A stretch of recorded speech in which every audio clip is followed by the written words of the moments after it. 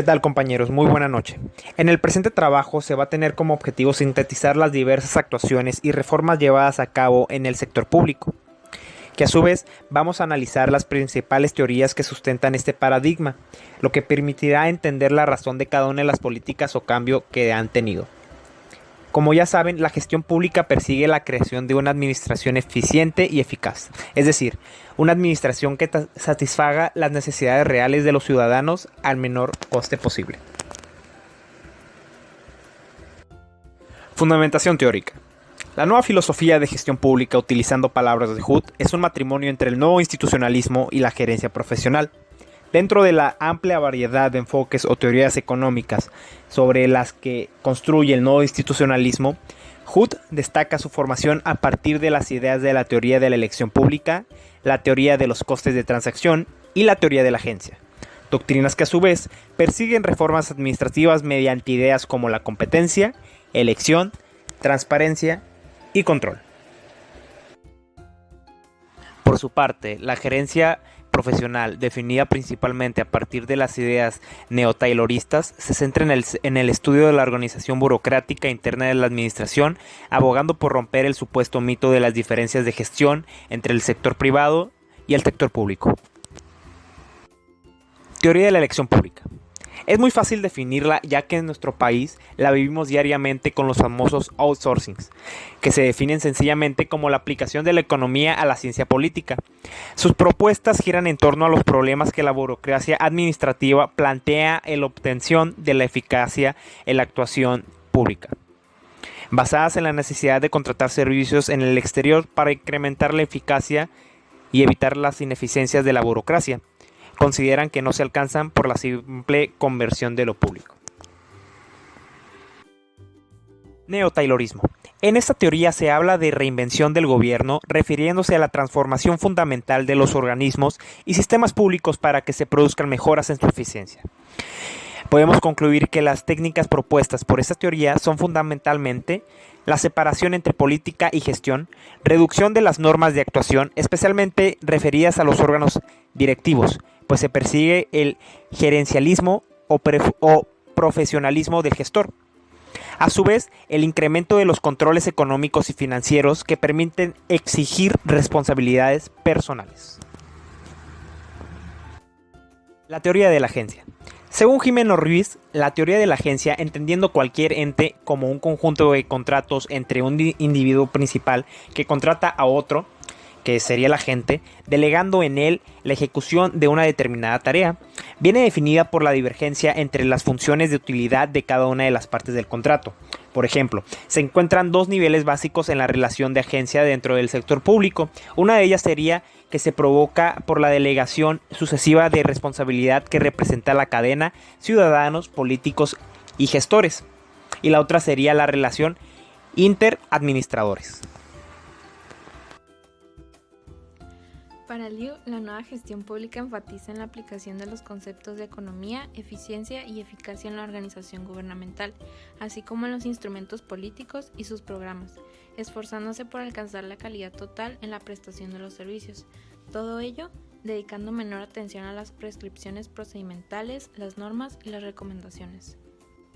La nueva gestión pública persigue la creación de una administración eficiente y eficaz, todo ello rodeado de sistemas de control que otorguen una plena transparencia de los procesos, planes y resultados, para que por un lado perfeccionen el sistema de elección y por otro favorezcan la participación ciudadana. Dentro de las tres teorías principales tenemos la de Public Choice o costes de transacción, donde vemos que se han englobado en reformas en la estructura organizativa debido a que suponen cambios en la dimensión o en la organización del sector público. En segundo lugar tenemos la teoría del neo-taylorismo, que busca la racionalización normativa y cultural por medio de la racionalización de procedimientos administrativos. En tercer lugar, podemos explicarlo por medio de las actuaciones a desarrollar que se centrarán en favorecer las relaciones con los ciudadanos, explicando qué se pretende hacer y qué ha hecho para servir a los intereses generales, fijados estos a partir de la participación de los ciudadanos en el proceso público de decisión, dando como resultado a la teoría de la agencia. Las reformas de la estructura organizativa. Las reformas o modificaciones que agrupamos bajo el punto de vista organizativo pueden venir dadas por la desaparición permanente o temporal de lo público en la producción de bienes o servicios, por su coexistencia con el sector privado, o bien por una modificación en la distribución de funciones y poder en el ámbito público. Esta clasificación nos permite realizar un estudio sobre las mismas que se pueden agrupar de 3 maneras distintas. Número 1. Las reducciones puras de la dimensión. El sector público cede la gestión de los bienes y servicios de forma permanente por parte de las privatizaciones o de forma temporal en el caso de la gestión indirecta. La estrategia de privatización se fundamenta en torno a 2 enfoques, uno macro y otro micro. En el primero de ellos se persigue un sector público de menor tamaño, mientras que en el segundo la introducción de mejoras en la gestión en dichas empresas. Número 2. Reducciones híbridas o intermedias de la dimensión.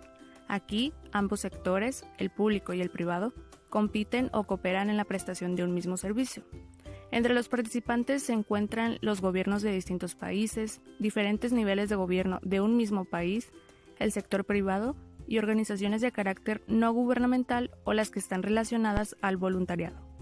Asimismo, pueden surgir conductas no deseadas, entre ellas, nuevas corrupciones, comportamientos oportunistas y problemas relacionados con la protección de la privacidad de datos. Número 3. Modificaciones en el diseño organizativo. Ante aquellas áreas de acción pública donde el gobierno no puede introducir un mecanismo de mercado real, debe apoyar el establecimiento de este mecanismo a través de nuevas formas de competencia interna, o bien considerar la necesidad de estimular la responsabilidad de los gerentes y la productividad de los empleados.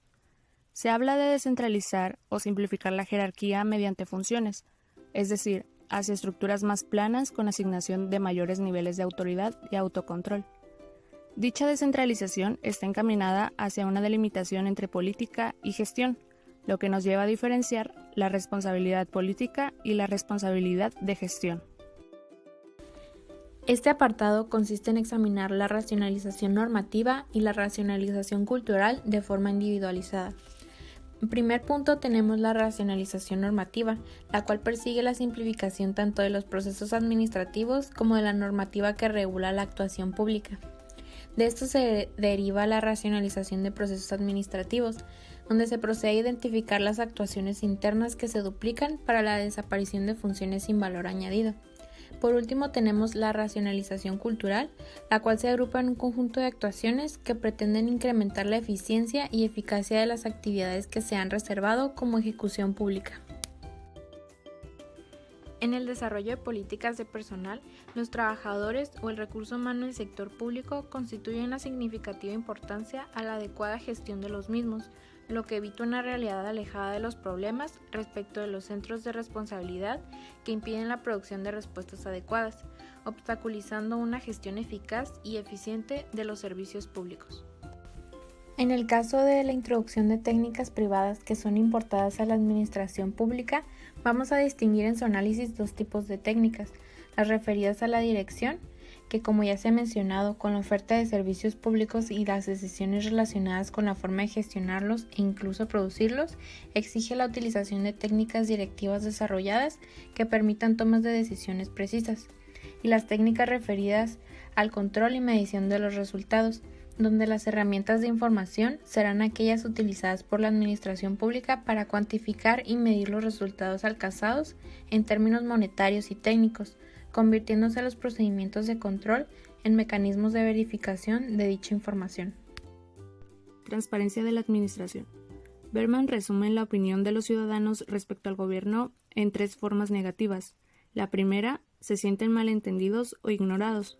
En la segunda, consideran que los gobiernos no utilizan su poder para favorecerlos. Y por último, encuentran las políticas públicas y servicios inefectivos.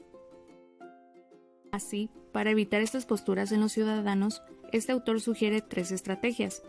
Número 1. Explicar qué pretende hacer el gobierno para servir los intereses generales. Número 2. Incorporar a los ciudadanos como input en el proceso público de decisión. Y número 3. Hacer indispensable la necesidad de que el sector público defienda su reputación, demostrando el grado de eficiencia que puede alcanzar durante el proceso.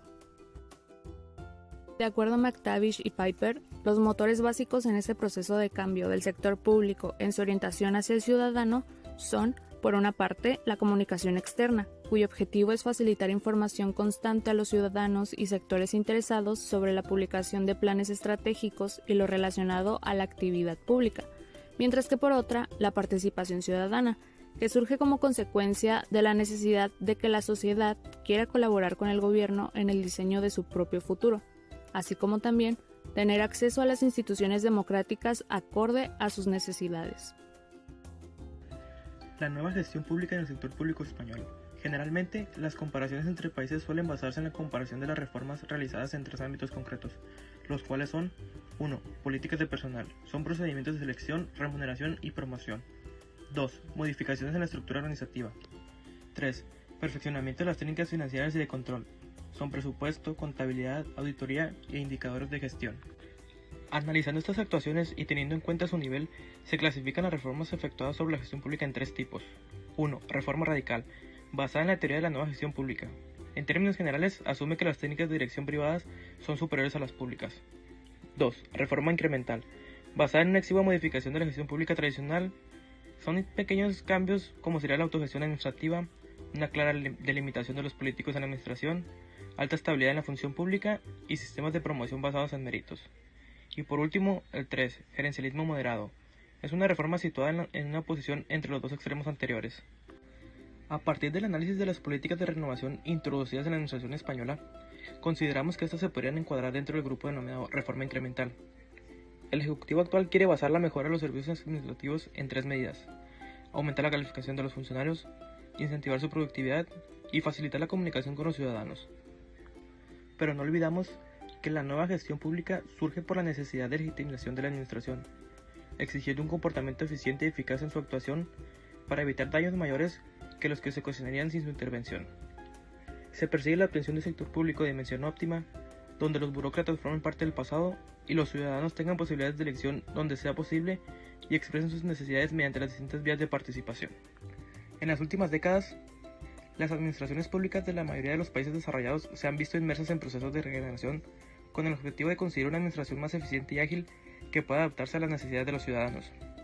Las actuaciones desarrolladas son de diversa índole, pero básicamente se podrían distinguir 3 grandes tipos: las que implican apertura al mercado de ámbitos habitualmente sometidos a los procesos de gestión pública y aquellos que suponen la adopción de las técnicas usadas por las empresas privadas en el ámbito público. En las últimas décadas, las administraciones públicas de la mayoría de los países desarrollados se han visto inmersas en procesos de regeneración con el objetivo de conseguir una administración más eficiente y ágil que pueda adaptarse a las necesidades de los ciudadanos. Las actuaciones desarrolladas son de diversa índole, pero básicamente se podrían distinguir 3 grandes tipos: las que implican apertura al mercado de ámbitos habitualmente sometidos a los procesos de gestión pública y aquellos que suponen la adopción de las técnicas usadas por las empresas privadas en el ámbito público.